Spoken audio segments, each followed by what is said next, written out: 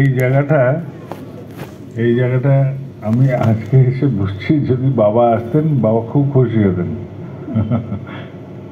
আমার বাবার এরকম ছোট ছোট ছোট ছোট জিনিস দেখতে খুব ভালো লাগে। তো এটা দেখলে মনে হচ্ছে যে বাবা এলে খুব খুশি হতেন, খুব খুব খুশি হতেন। ঠিক আছে, তোমরা সবাই ভালো থাকবে। তোমরা কেমন আছো? ভালো আছো? এইটাই তো ভালো কথা, ভালো আছি। হ্যাঁ, আমরা সংসারের প্রাণ তো, আমাদের তো ভালো থাকা খারাপ থাকা নিয়েই আমাদের জীবন। কিন্তু ভালো আছি বললে ভালো থাকাটা চলে আসে, তাই না? আর আমি খারাপ আছি, আমার ভালো নেই, এটা বললে কি হয়, খারাপটা চেপে বসে, পেয়ে বসে।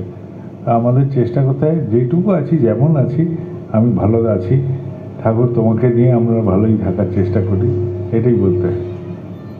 তো জীবনটাকে বুঝবে, তোমাদের জীবন যাতে সুন্দর থাকে তার চেষ্টা করবে। মনের মধ্যে যতই গল্প আসুক, তুমি সেই গল্পটা ঠাকুরকে বলছো কিনা দেখো। তোমার মনে যে কথাটা আসছে সেটা ঠাকুরকে শেয়ার করছো কিনা। ঠাকুর, আমার মনে কিন্তু এরকম হচ্ছে, আমি কি করব। এই যে জিজ্ঞেস করবে, তখন তিনি তোমার কাছে এসে উপস্থিত থাকবেন, তোমার অন্তরে উপস্থিত হবেন, তিনি পথ দেখিয়ে দেবেন।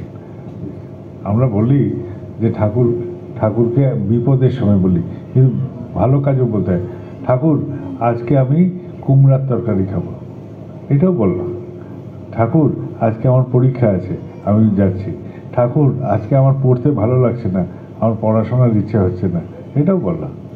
ঠাকুর আজকে আমি বাজার করে নিয়ে এসেছি, কিন্তু সব দাম আমার বেশি নিল, এটাও বললাম। যা হবে তোমার জীবনে মনে মনে বলতে থাকো ঠাকুরকে। তাহলে কি হবে, আমরা তো সবসময় নাম করতে পারি এরকম হয় না। আমরা তো সংসারে থাকি, নানা রকম ভাব হয়, মনের মধ্যে নানা রকম আন্দোলন হয়। সব সময় যে আমি নাম করতে পারছি এরকম হয় না। তখন কি হয়, তখন সব কথাগুলো ঠাকুরকে যদি বলতে থাকো, ঠাকুর এখন আমি চানে যাচ্ছি, ঠাকুর আমি এখন খেতে বসছি, এই যে বলছি ঠাকুরকে, তার মানে আমি আমার সমস্ত কিছুর মধ্যে ঠাকুরকে জড়িয়ে রাখছি। তাহলে সবসময় নাম যদি না পারি, সবসময় যদি নাম না চলে আমার, তখন কি হবে, এইটাও কাজে লেগে যাবে, এইটাও অনেকটা কাজে লেগে যাবে। বুঝতে পারছো? তো যখন তুমি কাপড় ধুতে যাবে, তোমরা যদি কাপড় ধুতে যাও, বলবে যে আমি এখন কাপড় কাচতে যাচ্ছি ঠাকুর, আমি এখন বাসন মাজছি ঠাকুর, আমি এখন দপ্তরে যাচ্ছি ঠাকুর, আমি এখন খেতি করতে যাচ্ছি ঠাকুর, সব ঠাকুরের সাথে কথা বলো। তাহলে দেখবে যে সব কথাতে ঠাকুর থাকছেন। ঠিক আছে, এটা করতে পারবে?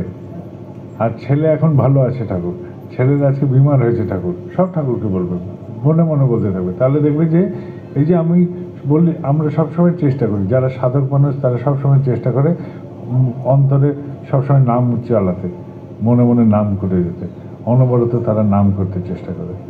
এই চেষ্টা করে, কিন্তু অনেক সময় হয়, অনেক সময় হয় না। কিন্তু আমরা সংসারে থাকি, আমাদের অনেক সময়ই হয় না, প্রায়ই সময়ই হয় না। কেন, সংসারে যেসব কথা হয়, যেসব কাজ হয়, যেসব জিনিসের মধ্যে আমরা জড়িয়ে পড়ি, সেইখানে জড়িয়ে পড়ে ঠাকুর মাথা থেকে চলে যায়, তখন ওই কাজটাতেই মগ্ন হয়ে যায়। তখন কি করতে হয়, ওই কাজটা করার সময় ঠাকুরকে বলতে হয়, ঠাকুর আমি এখন এই মন্দিরে যাচ্ছি, ঠাকুর আমি এখন মাঠে যাচ্ছি, ঠাকুর আমি এখন খেতি করতে যাচ্ছি, ঠাকুর আমি এখন স্নানে যাচ্ছি, ঠাকুর আমি এখন কাম করতে যাচ্ছি, ঠাকুর আমি এখন দপ্তরে যাচ্ছি, আমি এখন স্কুলে যাচ্ছি, আমি এখন কলেজে যাচ্ছি, সব বলতে থাকো। এই বললেই কি হয়, ঠাকুর তোমার সাথে থাকে, কারণ তুমি তো তাকে বলছো, তাই না? বুঝতে পারছো তো? আর জীবনের সব কথা বলতে বলতে থাকতে হয়, তারপরে দেখবে যে তোমাদের জীবনটাই ঠাকুরময় হয়ে যাবে। ঠাকুর কি আমাদের কাছে চট করে আসেন? তাহলে সব কথা তাকে বলতে হয়। ছোট ছোট বাচ্চাদেরও শিখিয়ে দেবে, যা করবি সাথে সাথে ঠাকুরকে বলবি, যা করবি তাই। এখন পড়তে ভালো লাগছে না, আমার মোবাইল খেলতে ইচ্ছে করছে, বাচ্চাটা মোবাইল খেলতে গেলেও যেন ঠাকুরকে বলে দেয় যে ঠাকুর আমি এটা করছি। এই যে গল্পগুলো তৈরি হয়, তখন কি হয়, মনের মধ্যে সব সময় ঠাকুর ঠাকুর ঠাকুর ঠাকুর ঠাকুর ঠাকুর ঠাকুর ঠাকুর এরকম চলবে।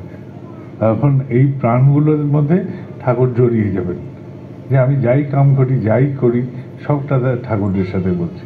বুঝতে পারছো? তাহলে এরকম করে চলার চেষ্টা করবে, এরকম করে বোঝার চেষ্টা করবে, এরকম করে বলার চেষ্টা করবে, তাহলেই গল্পগুলোর পরিবর্তন হয়ে যাবে।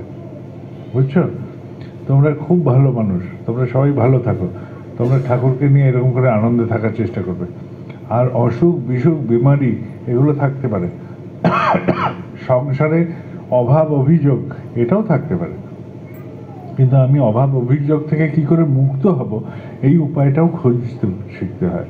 এই উপায়টা যদি খুঁজতে পারো তাহলে বুঝবে যে তুমি ঠাকুরের সাথে আছো। আর যদি উপায় না পাও তাহলে বুঝবে যে তোমার মনের মধ্যে ওই কেবল ওই সমস্যাটা আছে, সমাধান নেই। আর সমাধান নেই যখন, তখন ঠাকুরও নেই। কেননা তোমার কাছে যদি সমাধান এসে উপস্থিত হয় তাহলেই জেনে যাবে যে তোমার সাথে ঠাকুর আছে। ঠিক আছে?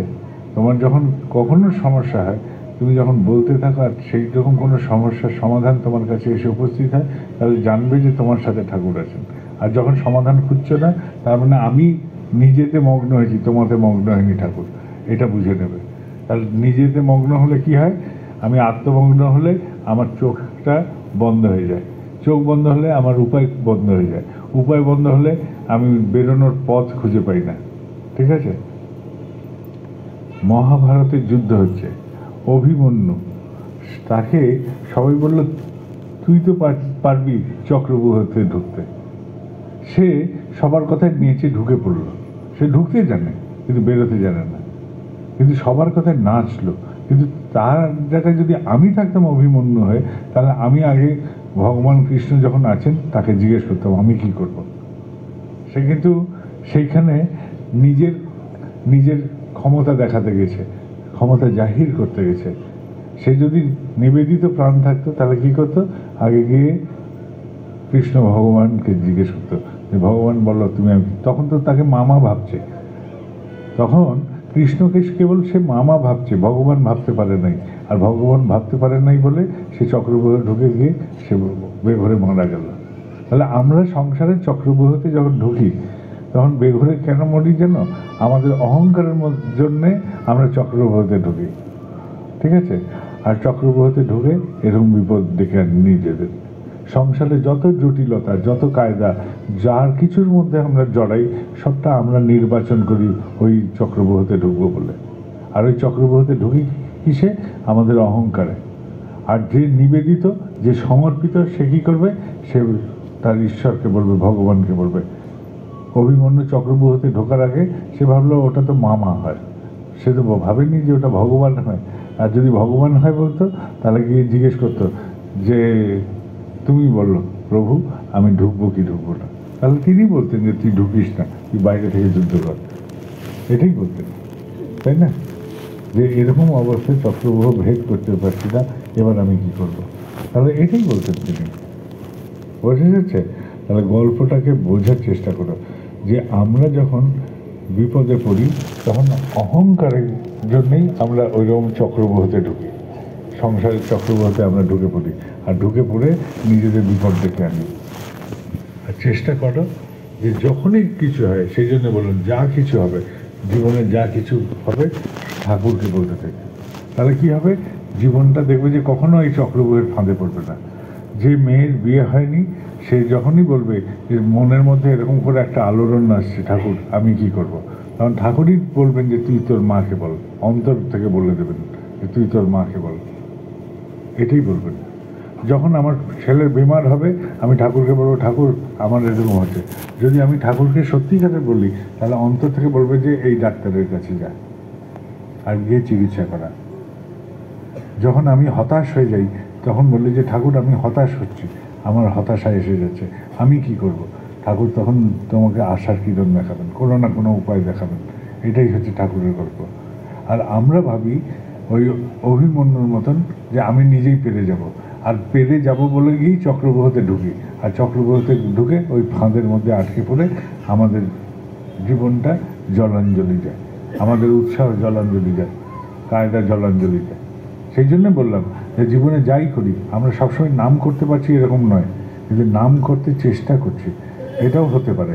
কিন্তু সব কথাই যখন ঠাকুরকে বলতে থাকি তাহলে সব কাজের মধ্যে তিনি জড়িয়ে যান, আমার সমস্ত কিছুর মধ্যে। যখন আমি তোমাদের কাছে এখানে বসে আছি আমি কিন্তু ঠাকুরকে বলি তুমি আমার সাথে থাকো, কি বলতে হবে আমি জানি না, আমার এত জ্ঞান নেই ঠাকুর, তুমি আমার সাথে থাকো, তুমি বলো কি বলতে হবে। তাহলে তিনি বলে দেবেন যে কথা তিনি বলতে চান। আমি কেবল আওয়াজ হয়ে তোমাদের কাছে বলছি, আমি বলতে চাই না, কেননা আমার এত